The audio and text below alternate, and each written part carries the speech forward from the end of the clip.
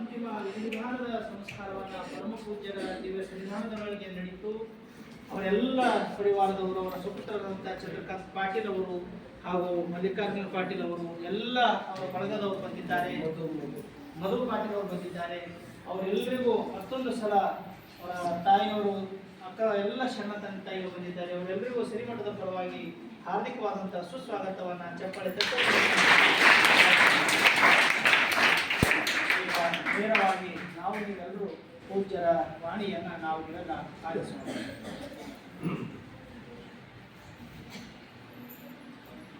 ಓಂ ಶ್ರೀ ಗುರು ಬಸವಲಿಂಗಾಯ ನಮಃ.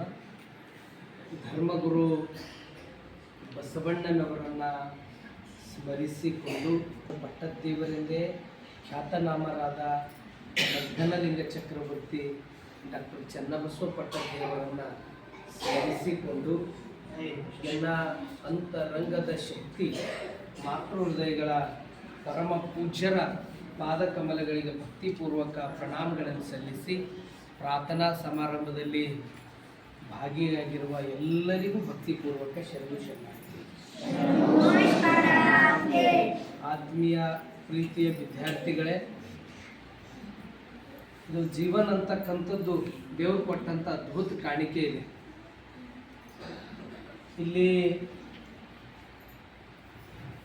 ಭಗವಂತನ ಒಂದು ಭೂಲೋಕದಾಗ ನಾವು ನೀವು ಎಲ್ಲರೂ ಇಲ್ಲಿ ಮಸ್ತ್ ಆನಂದವಾಗಿರೋದದ.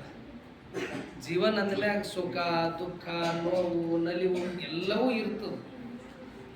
ಏನೆಲ್ಲ ಇದ್ದರೂ ಈಗ ಉದಾಹರಣೆ, ಈಗ ಒಂದು ಅಂಗಡಿಗೆ ಹೋಗ್ತೀವಿ, ನಮ್ಗೆ ಏನು ಬೇಕಂತ ತಗೋತೇವೆ, ಎಲ್ಲನೇ ತೊಗೊಂಡ್ಬಿಡ್ತೀವಿ. ಏನು ಬೇಕು ಹಂಗೆ ಜೀವನದಾಗ ಎಲ್ಲನೇ ಇರ್ತದೆ. ಆದ್ರೆ ಎಲ್ಲನೇ ಬರ್ತಾವೆ, ಎಲ್ಲನೇ ಇರ್ತದೆ. ಆದ್ರೆ ನಾವು ಪಾಸಿಟಿವ್ ಅಂದ್ರೆ ಆನಂದವಾಗಿ ಯಾರು ಇರ್ತಾರ ಆ ಮನೆಗೆ, ಅದಕ್ಕೆ ದಿನಕ್ಕೆ ದಿನ ಮತ್ತಿಷ್ಟು ಎಲ್ಲ ರೀತಿಯಿಂದ ಸಮೃದ್ಧಿ ಆಗ್ತದೆ. ನಾವು ಒಂದು ರೀತಿ ತಾಪ್ ಮಾಡ್ಕೊಂಬೋದು, ನಿರಾಶೆ ಆಗೋದು, ದುಃಖ ಮಾಡ್ಕೊಳ್ಳೋದು, ಒಂದು ರೀತಿ ಅದೇ ಯಾವುದೋ ಒಂದು ಇದ್ರಾಗಿರೋದು, ಯಾವ ಕಾರಣಕ್ಕೂ ನಮಗೆ ನಿಜವಾದ ಶತ್ರು ಅಂಬರು ಯಾರಾದ್ರೂ ಇದ್ರ ನಮ್ಮ ನೆಗೆಟಿವ್ ಥಿಂಗ್ಸ್ಗಳು ನಮ್ಮಲ್ಲಿ ಏನು ನಾವು ಪಾಸಿಟಿವ್ ತಗೊಂಡೇವು ಅಂತಂದ್ರೆ ನಮ್ಗೆ ಶತ್ರುಗಳೇ ಯಾರಿಲ್ಲ. ಯಾಕಂತಂದ್ರೆ ದೇವ್ರು ಇಷ್ಟೆಲ್ಲ ಚಲೋ ಕೊಟ್ಟಾನ. ಏನು ಕೊರತೆ ಏನದ? ಮಸ್ತ್ ಪ್ರಕೃತಿ ಮಡಿಲದ, ಭೂಮಂಡಲ ಅದ, ಸಪ್ತ ಸಮುದ್ರ ಅದ. ಇಷ್ಟೆಲ್ಲ ಮಧ್ಯದಾಗ ನಾವು ಹೆಂಗಿರ್ಬೇಕಂದ್ರೆ ಆನಂದವಾಗಿರ್ಬೇಕು. ಬಸವಣ್ಣವರು 12ನೇ ಶತಮಾನದಾಗ ಏನು ಸ್ಥಾಪನೆ ಮಾಡಿದ್ರು? ಅನುಭವ ಮಂಟಪ ಸ್ಥಾಪನೆ ಮಾಡಿದ್ರು. ಅನುಭವ ಮಂಟಪ ಸ್ಥಾಪನೆ ಮಾಡೋದಕ್ಕಿಂತ ಮುಂಚಿತವಾಗಿ ಹೆಂಗಿತ್ತು ಇಡೀ ಈ ವ್ಯವಸ್ಥೆಗಳೆಲ್ಲ ಹೆಂಗಿತ್ತು ಅಂದ್ರೆ, ಇಂಥ ಒಂದು ಗುಡಿ, ಒಂದು ಯಾವುದೋ ಒಂದು ಗುಡಿ ಗುಂಡಾರ್ದಾಗ ಇಲ್ಲಿ ಇಂಥವರೇ ಬರಬೇಕು, ಇಲ್ಲಿ ಪ್ರತಿಯೊಂದರ ಒಂದು ಜಾತಿ ವ್ಯವಸ್ಥೆ ಬಹಳ ಒಂದು ರೀತಿ ಎಲ್ಲ ರೀತಿ ಹಿಂಸೆ ಕೊಡ್ತಕ್ಕಂಥದ್ದು. ಅಲ್ಲೇದನ್ನೆಲ್ಲ ಅಲ್ಲೇದು ಭೂಮಂಡಲ, ಅಲ್ಲೇದು ದೇವಾಲಯ, ಇಂಥವ್ರು ಬರ್ಬೇಕಂತಕ್ಕಂಥದ್ದು. ಜಾತಿ ವ್ಯವಸ್ಥೆ ಇಂಥವರೇ ಇದು ಆಗ್ಬೇಕಂತಕ್ಕಂಥದ್ದು. ಏನು ಬಸವಣ್ಣವ್ರು 12ನೇ ಶತಮಾನದಲ್ಲಿ ಅದನ್ನೆಲ್ಲ ನೋಡಿದ್ರು. ಇದಕ್ಕೇನಾದ್ರೂ ಒಂದು ನ್ಯಾಯ ಕೊಡಬೇಕು. ಹೀಗಾದ್ರೆ ಹೆಂಗ? ಈಗ ಉದಾಹರಣೆ, ನನ್ನ ಮೈದಾಗ ಬರೋದು ರಕ್ತನೇ, ನಿಮ್ಮ ಮೈದಾಗ ಬರೋದು ರಕ್ತನೇ, ಎಲ್ಲರೂ ಮೈದಾಗ ಬರೋದು ಅದೇ ಅದ. ಆದ್ರೆ ಈ ವ್ಯವಸ್ಥೆಗಳ ಜಾತಿ ವ್ಯವಸ್ಥೆ ಯಾಕೆ? ಇದಕ್ಕೊಂದು ಸಮಾನತೆ ಕೊಡಬೇಕು. ಹೆಂಗಿತ್ತು ಅಂದ್ರೆ, ಹೆಣ್ಮಗಳು ಮನ್ಯಾಗ 4 ಗೋಡೆಗಟ್ಟೆ ಇರಬೇಕು. ಹೆಣ್ಣಂದ್ರೆ ಕೆಟ್ಟವಳು, ಹೆಣ್ಣಂದ್ರೆ ಸೂತ್ರಳು, ಹೆಣ್ಣಂತಂದ್ರೆ ಒಂದು ಯಂತ್ರದ ರೀತಿಯಲ್ಲಿ ಆ ರೀತಿ ಜೀವನ ನಡೀತಿತ್ತು. ಇದಕ್ಕೂ ನ್ಯಾಯ ಕೊಡಬೇಕು ಅಂತಕ್ಕಂಥ ಬಸವಣ್ಣವ್ರ ಆಲೋಚನೆಗಳು ಎಷ್ಟು ಅಂದ್ರೆ, ಒಟ್ಟಾರೆ ಏನೇನು ಈ ಭೂಮಂಡಲದಾಗ ಅಹಿತಗಳು ಇದ್ದು, ಈಗ ರಾಜನ ಮಗ ಅವ ಒಳ್ಳೆಯವನೋ ಕೆಟ್ಟವನೋ, ಅವನ ಚಾರಿತ್ರ್ಯ ಎಂಥದ್ದನೋ, ಅವನ ವ್ಯಕ್ತಿತ್ವ ಎಂಥದ್ದನೋ, ಅಥವಾ ಅವ ಆರೋಗ್ಯವಂತ ಹಣ್ಣನೋ ಇಲ್ಲೋ, ಅವೇನಿಲ್ಲ. ರಾಜನ ಮಗ ಹಣ್ಣ ಅಂದ್ರೆ ಮುಂದೆ ಅವನಿಗೆ ಪಟ್ಟಾಭಿಷೇಕ ಆಗಲೇಬೇಕು. ಅಂದ್ರೆ ಇವೆಲ್ಲ ಏನು ವ್ಯವಸ್ಥೆಗಳಿದ್ದು ಭಾಳ ಭಯಾನಕ ವ್ಯವಸ್ಥೆಗಳಿದ್ದು. ಇದಕ್ಕೊಂದು ನ್ಯಾಯ ಕೊಡಲಿಕ್ಕೆ ಅದಕ್ಕೆ ಮೂಲ ಬೇಸ್, ಒಂದು ವೇಳೆ ಬಸವಣ್ಣವರು ಪ್ರಧಾನಮಂತ್ರಿ ಇದ್ದರು ಅಂತ ತಿಳ್ಕೊಂಡೆ ಮನುಷ್ಯಗೊಂದು ಅಧಿಕಾರ ಇತ್ತಂದ್ರೆ ಏನಾದರೂ ನ್ಯಾಯ ಕೊಡ್ಲಿಕ್ಕಾಗ್ತದೆ. ನಾವು ಭಾಳ ಚಲೋ ಇದ್ದೇವೆ, ಭಾಳ ನಮ್ದೆಲ್ಲ ಅದ ಅಂತಂದ್ರು ಒಂದು ಒಂದು ಒಂದು ಕುರ್ಜಿ ಒಂದಿತ್ತಂದ್ರೆ ಒಳ್ಳೆ ಕೆಲಸ ಮಾಡ್ಲಿಕ್ಕೆ ಮತ್ತಿಟ್ಟು ಒಂದು ಶಕ್ತಿ ಇರ್ತದೆ. ಪ್ರಧಾನಮಂತ್ರಿಗಳು ಬಸವಣ್ಣವ್ರು ಆಗಿದ್ದ ಮೇಲೆ ಅವರು ಇಂಥವೆಲ್ಲ ಆಗಿತ್ತು. ಜಾತಿ ವ್ಯವಸ್ಥೆ ಇರ್ಬೋದು, ಹೆಣ್ಣಿಗೆ ಮೇಲು ಕೀಳು ಅಂತಕ್ಕಂಥದ್ದು ಇರ್ಬೋದು, ಮತ್ತೊಂದು ಏನೇನು ಇಂಥವರೇ ಆಗಬೇಕು ಅಂತಕ್ಕಂಥದ್ದು ಇತ್ತು. ಇದಕ್ಕೆಲ್ಲ ನ್ಯಾಯ ಕೊಡ್ಲಿಕ್ಕೆ ಮೂಲ ಅದಕ್ಕೆ ಯಾವುದು ಅಂತಂದ್ರೆ ಅವರೇನು ಪ್ರಧಾನಮಂತ್ರಿ ಆಗಿದ್ರು, ಒಂದು ಕಡೆ ರಾಜವೈಭವ, ಇನ್ನೊಂದು ಕಡೆ ಅದಕ್ಕೆ ನ್ಯಾಯ ಕೊಡಲಿಕ್ಕೆ ಅದೊಂದು ಅನುಭವ ಮಂಟಪ ಸ್ಥಾಪನೆ. ಇದಕ್ಕೆಲ್ಲ ಮೂಲ ಏನು ಅಂತಂದ್ರೆ ಬಸವಣ್ಣವರು ಇಂಥದ್ದೆಲ್ಲ ಮಾಡೋ ಸಲುವಾಗಿ. ಹೆಂಗಾಯ್ತು, ಇಡೀ ಕಲ್ಯಾಣ ರಾಜ್ಯ ಅಂದ್ರೆ ಅಲ್ಲೆಲ್ಲರೂ ನೀಡೋರೇ ಇದ್ದರು, ಅಲ್ಲಿ ಯಾರೂ ಬೇಡೋರು ಇದ್ದಿಲ್ಲ. ಅಂದ್ರೆ ಅಷ್ಟು ಸಮೃದ್ಧಿ ಬಸವಣ್ಣವ್ರು ಮಾಡ್ಯಾರು.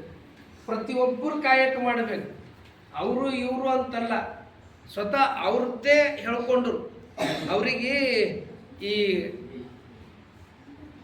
ಅವರಿಗೆ ಬಿಜ್ಜಾಳ ರಾಜ ಅವ್ರು ನೀವು ಇದ್ರೂ ಸಾಕು, ಇದಕ್ಕೆಲ್ಲ ನೀವು ಅವ್ರು ಒಪ್ಪಲಿಲ್ಲ. ನನಗಿಷ್ಟೇ ಇದ್ದು ನನ್ನ ಜೀವನ ಹಿಂಗೆ ನಾನು ಎಲ್ಲ ನಿಮ್ಮದೇ ಅದ, ಏನೂ ನಿಮಗೆ ಮಾಡೋದು ಹತ್ತಂಗಿಲ್ಲ. ಇಲ್ಲ, ನನ್ನ ಬೆವರು ಹನಿಮ್ಯಾಗ ನಾನು ಹೆಜ್ಜೆ ಇಡಬೇಕು, ಮತ್ತೇನು ಬೇಕು, ಇಷ್ಟೆಲ್ಲ ಅದ ಅಲ್ಲ, ಏನೋ ನಿಮಗೆ ಇಲ್ಲೆಲ್ಲನೇ ವ್ಯವಸ್ಥೆ ಅದ.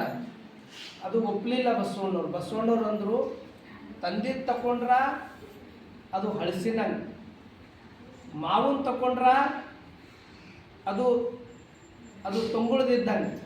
ನಂಗೆ ಇವೆರಡೂ ಬೇಡ, ಮತ್ತೇನು ಬೇಕು, ನನ್ನ ಕಾಲ ಮ್ಯಾಗ ನಾವು ದುಡಿದು ನನ್ನ ಬೆವ್ರ ಹನಿದಿಂದ ನಾನೇ ಬಿಸಿದು ಮಾಡಿ ನಾವು ಉಣಬೇಕು. ಅದ್ರ ಸಲಕ್ಕೆ ನನಗೊಂದು ಕಾಯಕ ಕೊಡ್ರಿ ಅಂತ ಹೇಳೋದು.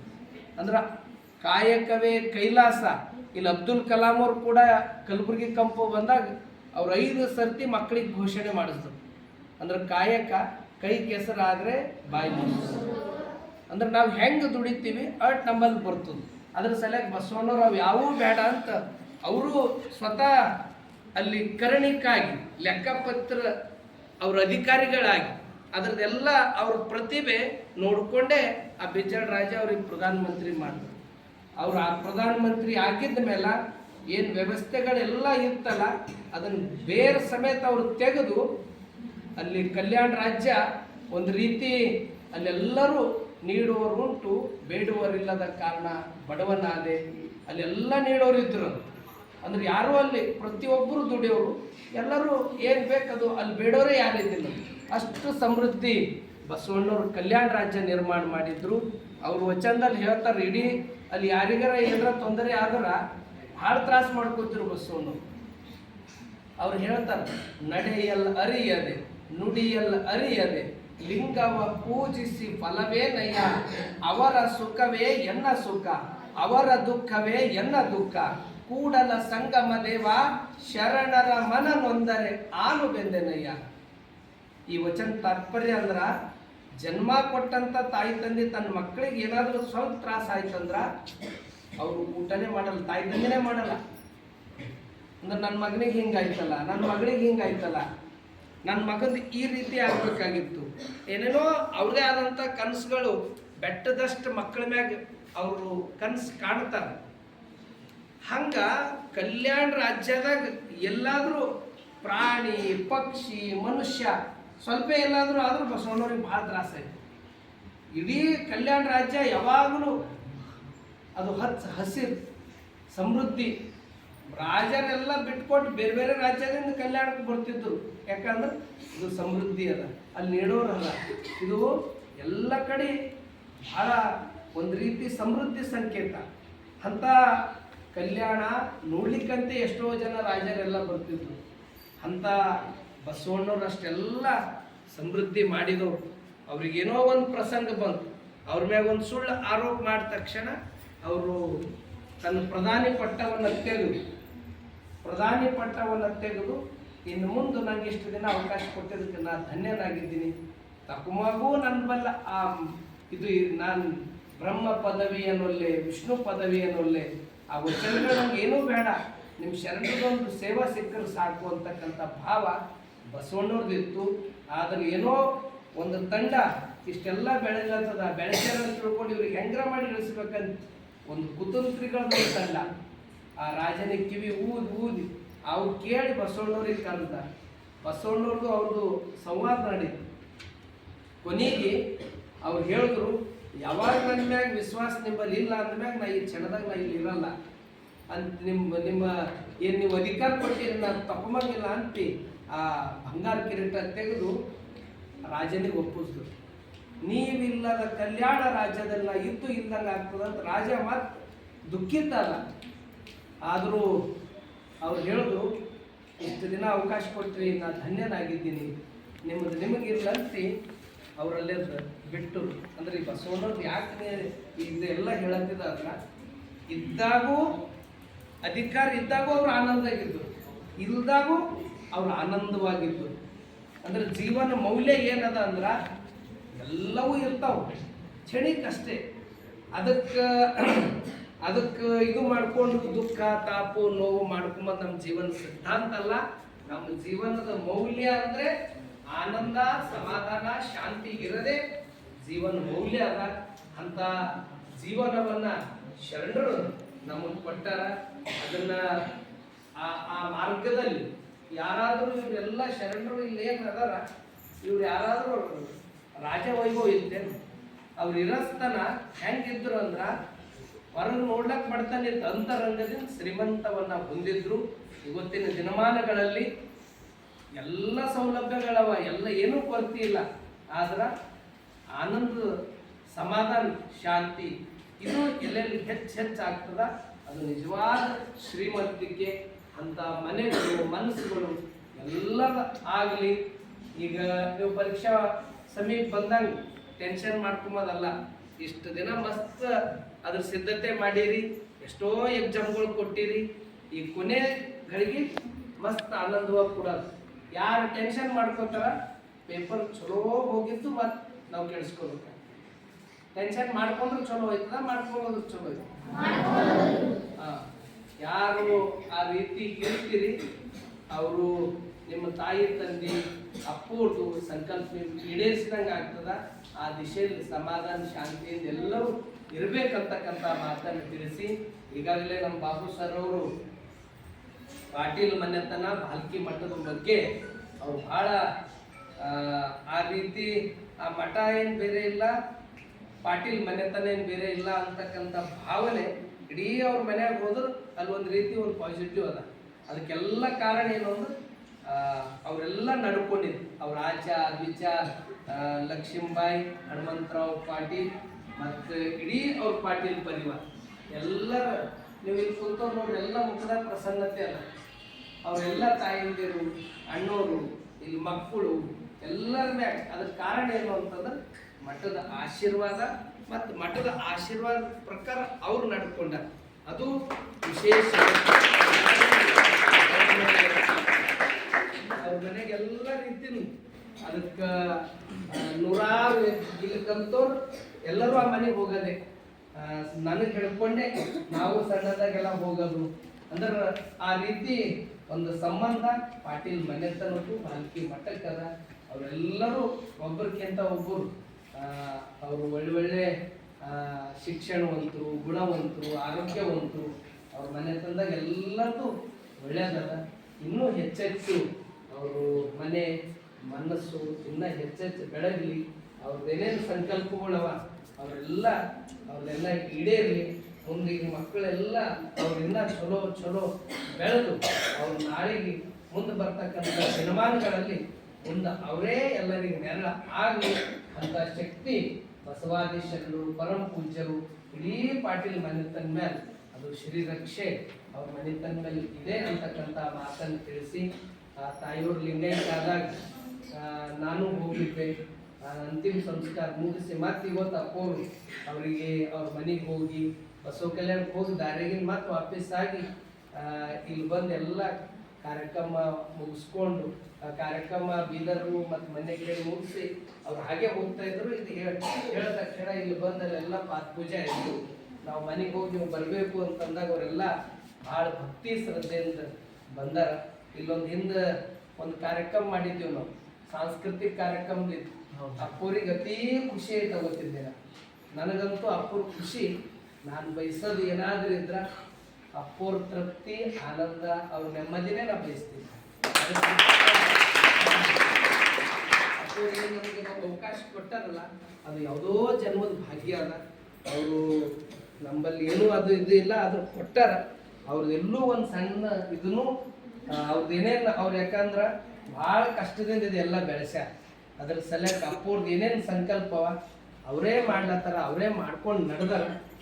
ಈ ಭಾವ ಸದಾ ನನ್ನ ಬಲ್ಲಿ ಇರಲಿ ಅಂತಕ್ಕಂಥ ಮಾತನ್ನು ತಿಳಿಸಿ, ಆ ಒಂದು ಇಷ್ಟು ವರ್ಷದಾಗೆ ನನಗೆ ಇನ್ನೂ ಏನಾದರೂ ಒಂದು ಹಿಂಗೆ ಹಚ್ಚಿ ಉಳಿದು ಹಿಂಗೆ ಕಣ್ಣು ಮುಂದೆ ನೆನಪು ಬರ್ತದಂದ್ರೆ ಆ ಲಕ್ಷ್ಮೀಬಾಯಿ ಪಾಟೀಲ್ ಅವರಿಗೆ ಸನ್ಮಾನ ಮಾಡಿದ್ದು, ಅಪ್ಪೋರು ಶಾಲು, ಅವರಿಗೆ ಸೀರೆ, ಅದನ್ನೆಲ್ಲ ಮಾಡಿದ್ದೆ ನನಗಿನ್ನ ಕಣ್ಮುಂದೆ ಬರ್ತದೆ. ಯಾಕಂದ್ರೆ ಅತಿ ಖುಷಿ ಪಟ್ಟಿನ ದಿನನೇ ಆವತ್ತಿನ ದಿನ ಅಪ್ಪೋರು ಅಂದ್ರೆ ಆ ತಾಯಿಯವ್ರ ಮ್ಯಾಗ ಎಲ್ಲಕ್ಕಿಂತ ಖುಷಿ.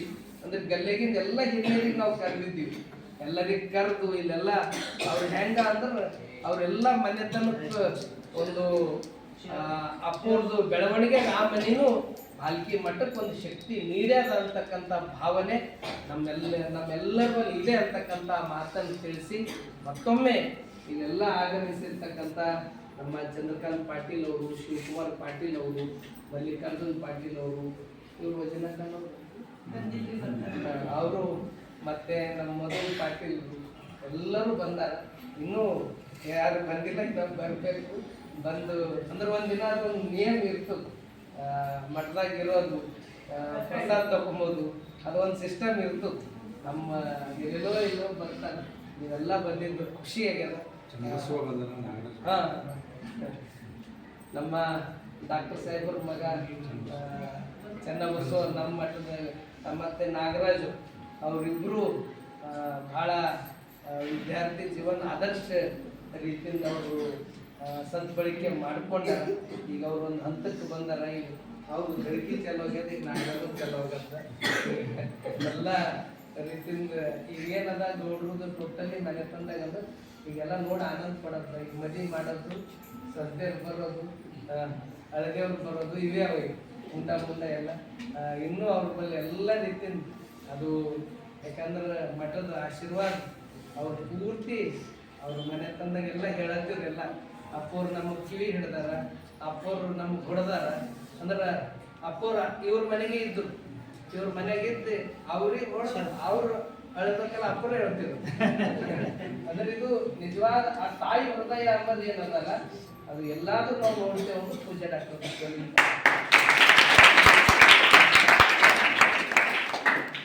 ಈಗ ಯಾರ ಕೇಳಿದ್ರೆ ಹೊಡೆದು ಬಾಬು ಸರ್ ಹೊಡೆದು ಅಳ್ತಾರೆ, ಅಳಿಸ್ತಾರೆ. ಆದ್ರೆ ಅಪ್ಪವರು ಇವ್ರ ಮೇಲೆ ಉಳಿದು ಇವರಿಗೆಲ್ಲ ಹಾಕೊಡೋದು, ಓದಿಸೋದು, ಮಗ್ಗೆ ಹಾಕೊಡೋದು.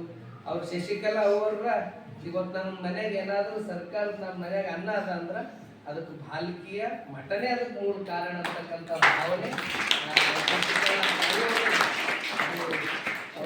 ಅದ ಭಾವನೆ ಅವ್ರಿಗೆ ಇಲ್ಲೇ ಮಠದಾಗೆ ಅವ್ರಿಗೆಲ್ಲ ಅಪ್ಪೋರು ಇರ್ಬೇಕಾಗಿತ್ತು. ಮತ್ತೊಂದು ಕಾರ್ಯಕ್ರಮ ಇದ್ದಿನ ಸಲುವಾಗಿ ಅಪ್ಪೋರಿಗೆ ಭಾಳ ಹಿಂಗೆ ಇವೆಲ್ಲ ಏನು ಒಂದು ಸಂಬಂಧಗಳು ಅವ, ಒಂದು ಭಕ್ತಿ ಸಂಬಂಧ. ಅದು ನೋಡೋದು, ಅವ್ರು ಬರೋದು, ಅವ್ರಿಗೆ ಮಾಡೋದು, ಅಪ್ಪೋರಿಗೆ ಎಲ್ಲಕ್ಕಿಂತ ಹೆಚ್ಚು ಖುಷಿ ಏನಾದ್ರಿಂದ ಆ ಸಣ್ಣದಾಗಿದ್ದು ಏನು ಅಪ್ಪೋರ್ಗಳು ಏನು ನೋವುಗಳಿತ್ತು, ಕಷ್ಟಗಳಿತ್ತು, ಆ ಮೂಮೆಂಟ್ದಾಗ ಯಾರು ಸಹಾಯ ಸರ್ಕಾರ ಮಾಡ್ಯಾರ ಅವ್ರ ಬಗ್ಗೆದಾಗ ಭಾಳ ಅವ್ರಿಗೆ ಹೇಗೆ ಅವ್ರು ಬಂದ್ರ ಉಣಿಸ್ದ್ರ ಎಲ್ಲ ರೀತಿಯಿಂದ ಅಪ್ಪೋರಿಗೆ ಖುಷಿ ಅದ ಅಂತ. ಪಾಟೀಲ್ ಮನೆತನ ಎಲ್ಲ ರೀತಿಯಿಂದ ಅದು ಹೆಚ್ಚೆಚ್ಚು ಅವ್ರ ತಾಯಿ ತಂದೆ ಗುರುಗಳ ಸಂಕಲ್ಪ ಅವರಿಗೆಲ್ಲ ರೀತಿಯಿಂದ ಇನ್ನ ಹೆಚ್ಚೆಚ್ಚು ಅವ್ರು ಬೆಳಗಲಿ ಅಂತಕ್ಕಂಥ ಮಾತನ್ನು ತಿಳಿಸಿ ಎಲ್ಲರಿಗೂ ಭಕ್ತಿಪೂರ್ವಕ ಶರಣು ಶರಣಾರ್ಥಿ. ವಿಶೇಷವಾಗಿ ನಮ್ಮ ಅಮಿತ್ ಮಧು ಪಾಟೀಲ್ ಅವ ಅಜ್ಜಿದ ಸೇವಾ ಭಾಳ ಮಾಡ್ಯಾರ. ಅವ್ನಿಗೊಂದು ಚಪ್ಪಾಳೆ ಅಂತ ಅಭಿನಂದಿಸ್ಬೇಕು.